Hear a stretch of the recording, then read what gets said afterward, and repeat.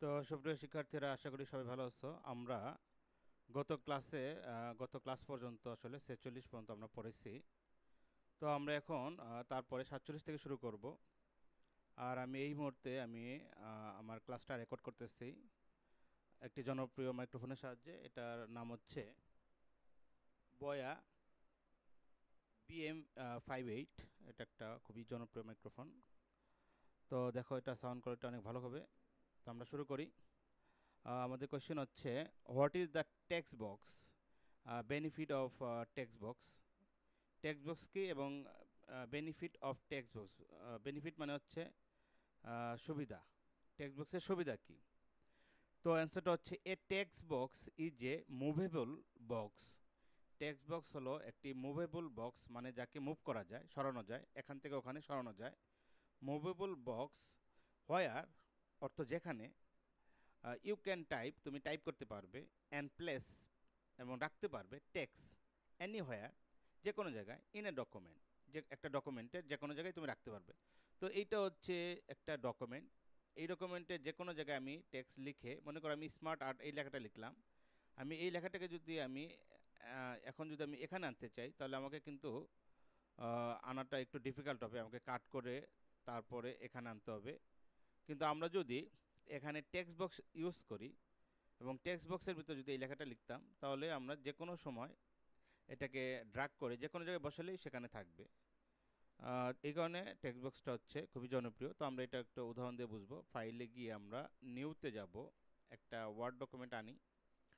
তো আমরা এখানে মাঝখানে লেখাটা একটু টাফ, মনে করো আমার কার্সর এখানে আছে, আমি এখানে লিখতে চাই। তো এখানে ডাবল ক্লিক করলে অনেক সময় আসে না, অনেক সময় আসে। তো এখানে লিখতে পারবো।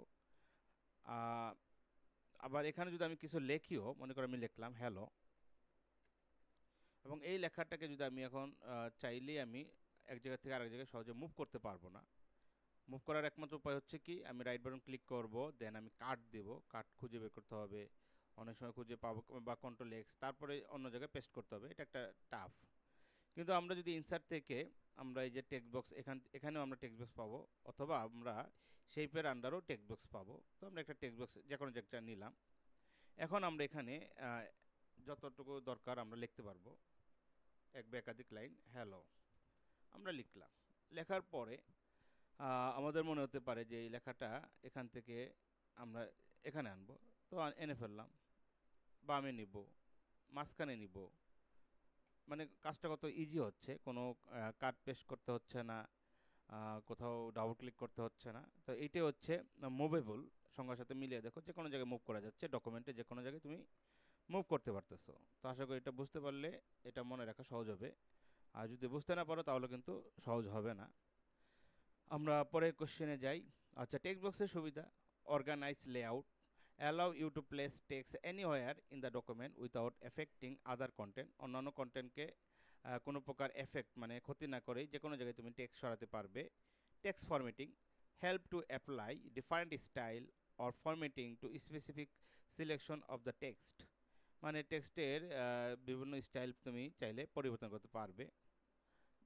Design flexibility, useful for creating visually distinct section, link, heading, caption or side note। এখান থেকে যে কোনো দুইটা দিলেই হবে, এই দুইটা সহজ আছে, এই দুইটা দিবা। পরে কোয়েশ্চেনটা যাই, which feature in Word help identify and correct grammatical error in a document. Which feature কোন বৈশিষ্ট্যটি, ইন ওয়ার্ডের কোন বৈশিষ্ট্যটি, হুইচ ফিচার ইন ওয়ার্ড এর অর্থ কি, ওয়ার্ডের কোন বৈশিষ্ট্যটি হেল্প সাহায্য করে, আইডেন্টিফাই খুঁজে পেতে, অ্যান্ড কারেক্ট সংশোধন করতে, গ্রামাটিক্যাল ইরোর, গ্রামাটিক্যাল মানে কি ব্যাকরণগত ইরোর খুঁজে পেতে এবং সংশোধন করতে সাহায্য করে কোন ফিচার মাইক্রোসফট ওয়ার্ডের ইন এ ডকুমেন্ট, একটা ডকুমেন্টে। সেটা হচ্ছে রিভিউ থেকে স্পেল অ্যান্ড গ্রামার। অর্থাৎ রিভিউ, আমাদের দেখো এই যে রিভিউ একটা বাটন আছে, এটাকে রিবন বাটন বলে, এগুলো এক একটা রিবন বাটন। তো এই রিবন বাটনের আন্ডারে একটা অপশন আছে স্পেলিং অ্যান্ড গ্রামার। এটা আমাদের এনাবল থাকলে আমরা যদি কোথাও ভুল করি, তাহলে এটা লাল দাগ চলে এসে আমাকে বোঝাবে যে বানানটা ভুল। মনে করো আমরা ক্রিয়েটে টিটা দিই নাই, তো দেখো এখন আমরা বাইরে ক্লিক করে দেখো এটা লাল দাগ চলে আসতেছে। এখন রাইট বাটন ক্লিক করলে আমাকে সাজেশন দিবে, ক্রিয়েট, অথবা আরও কিছু কাছাকাছি ওয়ার্ড আছে। তো বাক্য অনুযায়ী, বাক্যের গ্রামার অনুযায়ী প্রথমটা সাধারণত কারেক্ট হয়, তো আমরা ওইটাই দিব, রাইট। তো আমি এটা একটু দেখাই দিলাম। What is word art? Word art কি? Word art is a feature, একটা বৈশিষ্ট্য, দ্যাট লেট ইউ, তোমাকে অনুমতি দেয়, দ্যাট লেট ইউ, যেটা তোমাকে অনুমতি দেয়, ক্রিয়েট, তৈরি করতে, কালারফুল, রঙিন, অ্যান্ড স্টাইলিশ, স্টাইলিশ মানে এটা হচ্ছে রঙিন এবং এটা হচ্ছে স্টাইলিশ, অর্থ হচ্ছে স্টাইলিশ, মনে রাখো এটা আমরা এভাবে ইউজ করি। Stylish text in a document, একটা ডকুমেন্টের কালারফুল এবং স্টাইলিশ টেক্সট তৈরি করতে ওয়ার্ড আর্ট তোমাকে অনুমতি দেয় বা সাহায্য করে, এটা হচ্ছে অর্থ। তো ওয়ার্ড আর্টটা আমরা একটু দেখি, আমাদের মাইক্রোসফট ওয়ার্ড একটা আছে। তো ওয়ার্ড আর্ট কোথায় থাকে তোমাদের কি মনে আছে? এটা সম্ভবত আমরা একটু খুঁজে বের করতে হবে। এটা ইনসার্টের আন্ডারে মেবি থাকে, হ্যাঁ ইনসার্টের আন্ডারে অধিকাংশ আইটেমগুলো ইনসার্টের আন্ডারেই থাকে সাধারণত। তো এখানে দেখো এই যে একটা অপশন আছে, এটা হচ্ছে ওয়ার্ড আর্ট। এখানে বিভিন্ন ধরনের, এখানে একটা বাটন আছে, এখানে ক্লিক করলে বিভিন্ন ধরনের ডিজাইন পাবে। এখন সেই ডিজাইন অনুযায়ী তুমি চাইলে লিখতে পারবে। যেমন এই লেখাটা এখানে আসলে, এই লেখাটা কেটে তুমি চাইলে তোমার লেখা বা প্রতিষ্ঠানের নাম লিখতে পারো। ধরো আমরা এখানে লিখলাম SMTTC, SMTTC। তো TTC, আচ্ছা যাক, এটা একটা ওয়ার্ড আর্ট, এরকম তুমি ডিজাইন করতে পারবে। আরও এখানে কিছু অপশন আছে, এটা একটু দেখে নিবা। উইথ টেক্সট র্যাপিং, কীভাবে র্যাপ হবে, ইনলাইন উইথ, এগুলো একটু দেখে নিবা। তাহলে আমরা ওয়ার্ড আর্টের মূলত সংজ্ঞাটা বুঝতে পারলাম। এরপরে কোশ্চেনে যে আমরা, হোয়াট ইজ ওয়াটারমার্ক? ওয়াটারমার্ক কি? A watermark is a faint, faint মানে হালকা, faint text or image, text অথবা ইমেজ, শোন, যেটা দেখা যায়, behind the main content, main কন্টেন্টের পিছনে। তো যেমন আমার এই লেখাগুলো হচ্ছে মেইন কন্টেন্ট, এর পিছনে আমি কোনো একটা টেক্সট বা ইমেজ আমি রাখতে পারি। যদি রাখি মানে হালকা হয়ে থাকবে, যদি রাখি তাহলে সেটাকে বলা হবে ওয়াটারমার্ক। ওয়াটারমার্কটা সাধারণত দেওয়া হয় হচ্ছে ব্র্যান্ডিংয়ের জন্য। যেমন আমি এই ফাইলটা আমি তৈরি করেছি, তো এই কারণে আমি নিচের দিকে এই পুরো ডকুমেন্টের নিচে হালকা করে আমার নাম অথবা আমার ছবি থাকতে পারে বা আমার প্রতিষ্ঠানের ছবি থাকতে পারে, তো সেটাকে বলা হয় ওয়াটারমার্ক। তো আমরা একটু দেখাই দিলে ব্যাপারটা আরও ক্লিয়ার হবে। ধরো এই একটা ডকুমেন্ট, এই ডকুমেন্টে আমরা ওয়াটারমার্ক দিতে চাই। তো ওয়াটারমার্কটা কোথায় থাকতে পারে? হয় ভিউতে থাকবে, নয়তো ইনসার্টে থাকবে। জাস্ট আমরা একটু একটু ইনসার্ট থেকে ঘুরে আসি যে এখানে কোনো ওয়াটারমার্ক আছে কিনা। মেবি এখানে নাই, তো আমরা ভিউতে যাব, ভিউতে থাকার কথা, যেহেতু এটা ভিউগত ব্যাপার। তো একটু আমরা একটু খুঁজি, অনেক সময় খেয়াল থাকে না, তখন নাম অনুযায়ী ক্যাটাগরিটাকে বাছাই করতে হয়। তো ভিউতে যদি না থাকে, ডিজাইনে থাকতে পারে, যেমন ইনসার্টে থাকতে পারে। যে কোনো টুল সাধারণত প্রথমে ইনসার্টে খুঁজবা, ওখানে না থাকলে ভিউতে খুঁজবা, ভিউতে না থাকলে তুমি ইয়াতে, কোথায়, কোনটা বললাম, ডিজাইনে খুঁজতে হবে। তো আমরা ডিজাইনে খুঁজি, হ্যাঁ ওয়াটারমার্ক যেহেতু একটা ডিজাইনের অংশ, তো আমরা একটু ডিজাইন, এই যে ডিজাইনে গেলাম, এখন আমরা পেয়ে গেলাম। তো আমরা নাম শুনে মোটামুটি আমরা গেজ করব। প্রথমে আমরা যে কোনো টুলস, মনে পড়তেছে না এটা কোথায় আছে, আমরা ইনসার্টে দেখব, হোমে দেখব, ভিউতে দেখব, নাহলে ডিজাইনে দেখব। তো এটা তো ডিজাইনগত ব্যাপার। তো আমরা এখানে দেখছি, এখানে একটা অপশন আছে, এটা হচ্ছে ওয়াটারমার্ক। এখানে আমরা ক্লিক করলে আমরা ওয়াটারমার্কের বিভিন্ন ধরনের ডিজাইন আছে, যে কোনো একটা নিতে পারি, অথবা আমরা এখান থেকে কাস্টম ওয়াটারমার্কও নিতে পারি। কাস্টম ওয়াটারমার্কে আমি পিকচার, ওয়াটারমার্ক হিসেবে আমি পিকচার দিতে পারি, অথবা আমি কোনো টেক্সট ডকুমেন্টও দিতে পারি, এটা আমাদের ইচ্ছা। তো আমি একটা পিকচার নিয়ে একটু দেখানোর চেষ্টা করব। তো আমি এখানে একটা ওয়াটারমার্কে আমি ক্লিক করব। আমি একটু আবার যাই, ওয়াটারমার্কে গিয়ে আমি কাস্টম ওয়াটারমার্কে ক্লিক করব। তারপর আমি একটা পিকচার বাছাই করব, এখানে যে কোনো একটা পিকচার দেওয়ার চেষ্টা করব। আসলে পিকচার আমার এখানে কম আছে, তো আমি ওয়ার্ক অফলাইনে গিয়ে এখান থেকে একটা জাস্ট একটা অনেক আগের ছবি দেব। মনে করো আমরা এটা দিচ্ছি, দিয়ে আমরা এটাকে ইনসার্ট করব। আচ্ছা এটা একটু দেখা যাচ্ছে না, ইনসার্ট করলাম, দেন আমরা ওকে দেব। তাহলে দেখা যাচ্ছে পুরো, এই হচ্ছে পুরো ডকুমেন্ট। পুরো ডকুমেন্টের পিছনে আমাদের, মনে করো এই লেখাটা আমি জাস্ট বোঝানোর জন্য এখানে আনলাম, এখানে আনলাম। এই লেখাটাকে তো আনা একটু কঠিন হবে, ইন্টার দিয়ে আমরা নিচে নিয়ে যাই। ওকে, মনে করো এই হচ্ছে ব্যাপার। তো এই হচ্ছে আমার ডকুমেন্ট। এখানে আরও অনেক লেখা থাকবে, তার পিছনে হালকা করে যার ডকুমেন্ট সে চাইলে নিজের ছবি দিতে পারে, এটা একটা আগের ছবি ছিল, অথবা যে কোনো টেক্সট দিতে পারে, এই আর কি। তো আমরা ওয়াটারমার্ক হিসেবে আমরা ছবি দিলাম, তোমরা টেক্সট দিয়ে দেখবে। আচ্ছা আমরা ওয়াটারমার্কটা বুঝতে পারলাম। পরবর্তী কোশ্চেনে চলে যাই আমরা। পরবর্তী কোশ্চেন হচ্ছে what what does the duplex printing option allow you to do, মানে ডুপ্লেক্স প্রিন্টিং অপশন তোমাকে কি করতে সাহায্য করে? It enable printing on both side of paper. এই প্রশ্নটা সম্ভবত রিপিট হয়েছে, এটা সম্ভবত উপরের দিকে ছিল, তোমরা যদি খেয়াল করো। এটা সম্ভবত আমরা একটু দেখে আসি। রিপ্লেস কমান্ড, আচ্ছা থাক, এটা একটু একবার একটু রিভিশন হয়ে গেল। আচ্ছা, এরপরে কোশ্চেনটা হচ্ছে what is word wrap? Word wrap কি? Word wrap is a feature, একটা বৈশিষ্ট্য দ্যাট অটোমেটিক্যালি, স্বয়ংক্রিয়ভাবে মুভস টেক্সটকে মুভ করে টু দ্য নেক্সট লাইন, নিচের লাইনে, when it reach the end of a line, যখন একটা লাইনের শেষে চলে যায় তখন অটোমেটিক্যালি নিচের দিকে চলে যাবে। এটা হচ্ছে text wrap, sorry word wrap. তাহলে ওয়ার্ড র্যাপ হচ্ছে এমন একটা বৈশিষ্ট্য যেটা অটোমেটিক্যালি টেক্সটকে নিচের লাইনে নিয়ে যায় যখন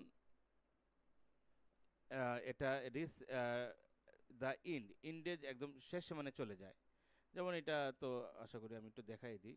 তো আমাদের এখানে টেক্সট বক্স আছে, ধরো আমি এখানে লিখতে আসি, স্পেস দিলাম, একদম দেখো একটু খেয়াল করছো কিনা আমি ইন্টার দিই না, কিন্তু নিচে যখনই আমাদের ডান পাশে বারে চলে যাচ্ছে এটা নিচে নেমে যাচ্ছে।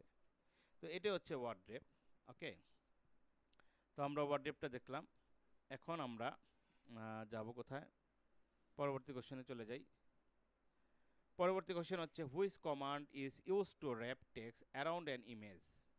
Which command is use to wrap text around an image? কোন কমান্ডটি ইমেজের চারপাশে লেখাগুলোকে নিয়ে যায়?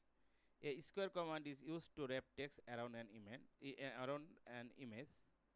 তো এটা আমরা একটু প্র্যাকটিক্যালি দেখব। এই জন্য আমাদের একটা ডকুমেন্টে চলে যাব। আমরা এখানে কিছু ফ্রি টেক্সট লাগবে, আমাদের কিছু বেশি টেক্সট লাগবে, এই জন্য আমরা আমাদের এই মুহূর্তে নেট নাই।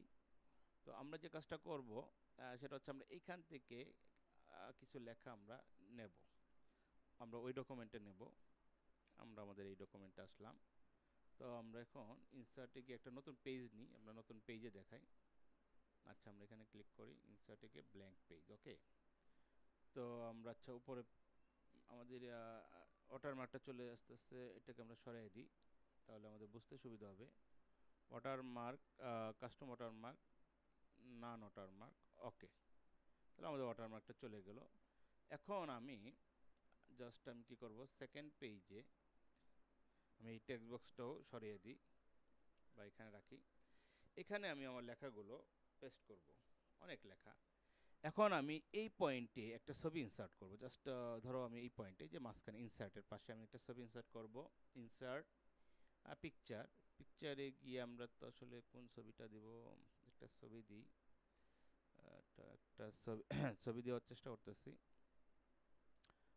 ধরো এটাই দিই। আচ্ছা, একটা ছবি দিলাম, অনেক ছবিটা বড়, একটু ছোট করি, অনেক একটা আগের ছবি। তো দেখো এখন ছবি, দেখো এই ছবিটার উপরে লেখা চলে আসছে, নিচের দিকে লেখা চলে আসছে, কিন্তু ছবির চারপাশে কোনো লেখা নাই। তো এটা করার জন্য আমরা যেটা করব, ছবিটাকে ক্লিক থাকা অবস্থায় আমরা যে কাজটা করব, এই যে এখানে আমরা ক্লিক করব, এখান থেকে ক্লিক করে স্কোয়ারে ক্লিক করব। তাহলে দেখো ছবির চারপাশে, ছবিটাকে আমি যদি মাঝখানে নিই, ছবির চারপাশে উপরে বামে ডানে সব জায়গায় আমাদের লেখাগুলো দেখা যাচ্ছে। তো এখানে আরও কিছু অপশন আছে, যেমন এগুলো দিয়ে দেখবা, টপ অ্যান্ড বটম এরকম হবে, বিহাইন্ড টেক্সট এলে লেখার পিছন দিকে চলে যাবে, এগুলো একটু দেখবা। তো ছবির চারপাশে যেটা করে সেটা হচ্ছে স্কোয়ার, মনে থাকবে, এটা একটু প্র্যাকটিস করবা এক সময়। তো এটা আমরা দেখে ফেললাম। এখন আমরা পরবর্তী কোশ্চেনে চলে যাই। আমাদের পরবর্তী কোশ্চেন হচ্ছে what is the size of A4 paper? এটা হচ্ছে 8.27 ইন্টু 11.69 ইঞ্চি। পরের কোশ্চেন হচ্ছে what is header, footer, endnote, footnote? Header হচ্ছে a header is the text or information shown at the top of space in the document. Footer হচ্ছে a footer is the text or information shown at the bottom of space in a document. হেডারটা হচ্ছে ডকুমেন্টের উপরে show করে কিছু তথ্য, যেমন page number, ফাইলটা কোথায় সেভ করছি সেটা। ফুটারও তাই, নিচের দিকে রাখতে পারি। তো আর হেডার ফুটারটা একটু দেখে আসি, আমরা এই ডকুমেন্টে যাই। তো মনে করো আমি আমার প্রত্যেকটা পেজে আমি হেডার নেব, ইনসার্টে যাব।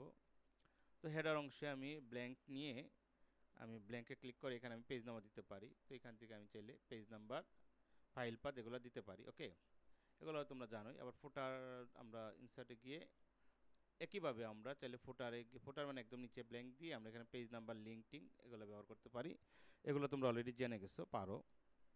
পরবর্তীতে আমরা যাই, সেটা হচ্ছে in note. An in note, an in note is a note or comment place at the end of A document for reference. একটা ডকুমেন্টের রেফারেন্স হিসেবে ডকুমেন্টের শেষে কিছু তথ্য লেখা থাকে, এটা হচ্ছে ইন নোট। আর ফুটনোটটা হচ্ছে পেজের শেষে। যেমন আমার এটা কত নম্বর, 18টা পেজের মধ্যে আমি 11 নম্বর পেজে আছি। এই পেজের শেষে যদি আমি কিছু অ্যাড করতে চাই তাহলে সেটা হচ্ছে ফুটনোটে গিয়ে আমি অ্যাড করব। আর এই পুরো ডকুমেন্ট, অর্থাৎ এই পুরো ডকুমেন্ট হচ্ছে 18টা পেজ নিয়ে। এখন আমি একদম সবার শেষে আমি যদি কোনো তথ্য ইনসার্ট করতে চাই তাহলে আমাকে চলে যেতে হবে ইন নোটে। সাধারণত রেফারেন্স মানে আমি এই যে তথ্যগুলো কোথা থেকে পেয়েছি তার একটা রেফারেন্স আমি যদি যুক্ত করতে চাই তখন আমাকে সাহায্য নিতে হবে ইন নোটে। এখন ফুট নোট, ইন নোট এগুলো আমরা কোথায় পাবো? এগুলো অবশ্যই ইনসার্টে থাকবো। প্রথমে আমরা ইনসার্টে খুঁজবো, না পেলে আমরা অন্য জায়গায় খোঁজার চেষ্টা করব। তো ইনসার্টে দেখো তো হেডার ফুটার আছে, এখানে পাওয়া যাচ্ছে না। তাহলে আমরা পেজ লেআউট একটু ঘুরে আসি। পেজ লেআউটে আমাদের দরকার কি? Header, footer, in note, foot note এখানে দেখা যাচ্ছে। তাহলে আমরা ইনসার্টে পাচ্ছ, এই দেখো header, footer, but page number, in note. তাহলে আমরা একটু রিভিউ, হ্যাঁ এটা রিভিউ। ইন নোট ফুট নোটটা আসলে রিভিউর পর্যায়ের মধ্যে মনে পড়ে। আমরা একটু দেখে আসি। ইন নোট না, এখানেও তো নাই। তাহলে আমরা কোথায় দেখব? রেফারেন্স, এটা কি রেফারেন্সের মধ্যে পড়ে? ইন নোট ফুট নোট, হ্যাঁ রেফারেন্সের মধ্যেই পড়ে। এক্সট্রা এডিশনাল তথ্য দেওয়া হচ্ছে যেহেতু, তো এরকম গেস করে করে তোমাকে খুঁজতে হবে। তো আমরা ইন নোটে, আমরা প্রথমে ইন নোটটা দেখাবো। ইন নোট হচ্ছে ডকুমেন্টের শেষে। তো ইনসার্ট ইন নোট আমি ক্লিক করলে একদম ডকুমেন্টের শেষে মানে 18 নম্বর পেজে এসে তথ্য তোমাকে লিখতে বলতেছে, তুমি এরকম লিখবা। তো আমি একটু দেখালাম, জাস্ট আমরা লিখবো না। তো আমরা এখন কি করব, কন্ট্রোল জেড দেব। এখন আমি যদি ফুটনোট নিতে চাই, তো আমি পেজ 11 নম্বর পেজে আছি। তো আমি ইনসার্ট ফুটনোট কোথায়, এখানে একটু খুঁজে বার করতে হবে, এখানেই আছে। নেক্সট, এই তো ইনসার্ট ফুটনোটে ক্লিক করলে 11 নম্বর পেজের শেষে তথ্য দিতে বলতেছে। তো 11 নম্বর পেজে হচ্ছে এই পুরোটা শেষে। দেখো আমি কিন্তু এখন 11 নম্বর পেজের শেষে আছি। তো এখানে তুমি চাইলে তথ্য দিতে পারবে। তো এই হচ্ছে পুরো প্রক্রিয়াটা। এটা একটু মাঝে মাঝে লাগে, বড় বড় প্রতিষ্ঠানে যখন জব করবো তখন লাগবে, বিশেষ করে বই পুস্তকের প্রতিষ্ঠানগুলো, বিভিন্ন পাবলিকেশন। আচ্ছা, পরে কোয়েশ্চেনে চলে যে how to add footnote and endnote in Microsoft Word. Already জেনে গেছি, গো টু রেফারেন্স যেতে হবে, click insert footnote or insert endnote. পরের কোয়েশ্চেনটা হচ্ছে what should you do if you accidentally close your document without saving it. তুমি কি করবে যদি তুমি দুর্ঘটনাবশত তোমার ডকুমেন্টটাকে সেভ না করেই ক্লোজ করে ফেলো, তাহলে তুমি কি করবা? সেটা হচ্ছে কি, open open Word and check for auto recover file to restore your document.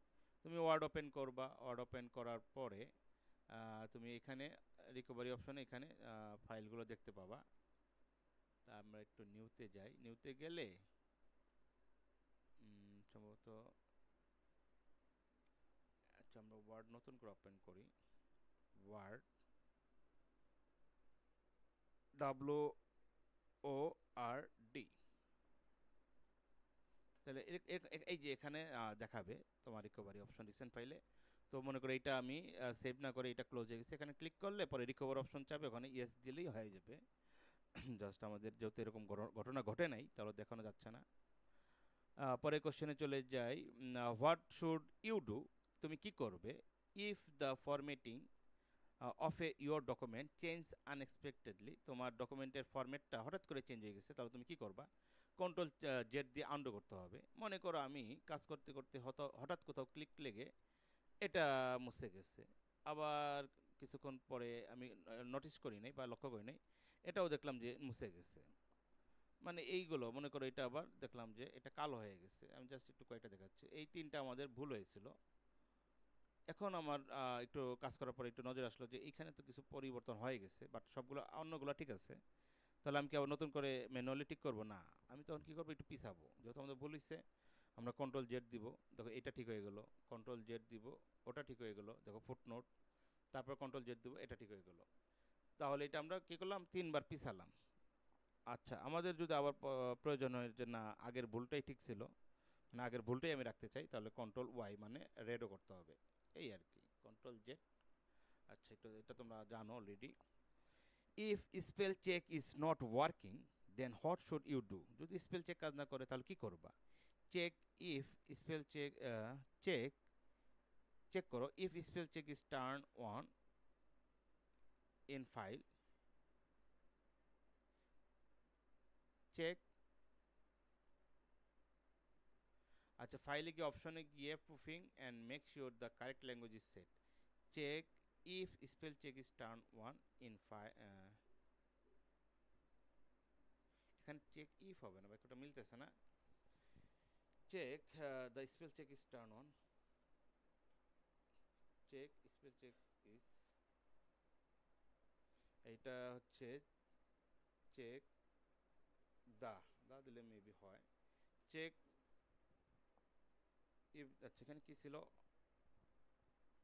Control Z, if ছিল না, কন্ট্রোল ওয়াই, আবার কোথায় চলে গেলাম, control Z, check if the spell check is turn on, if the. আচ্ছা, এটা একটু কারেকশন, এটাই থাক আপাতত। মানে চেক করতে হবে স্পেল চেক মানে টার্ন অন আছে কিনা, ফাইলে গিয়ে অপশনে গিয়ে proofing,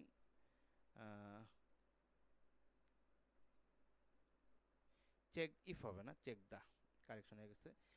check the spell check is turn on in file, এই অপশনে গিয়ে তুমি চেক করতে হবে।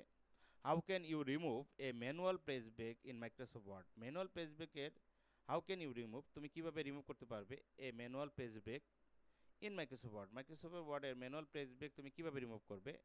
Two remove manual page break, place the cursor just before the break, ব্রেকের পূর্বে রাখো, and press delete, delete press করতে হবে। তো এটা একটু আমরা দেখাবো।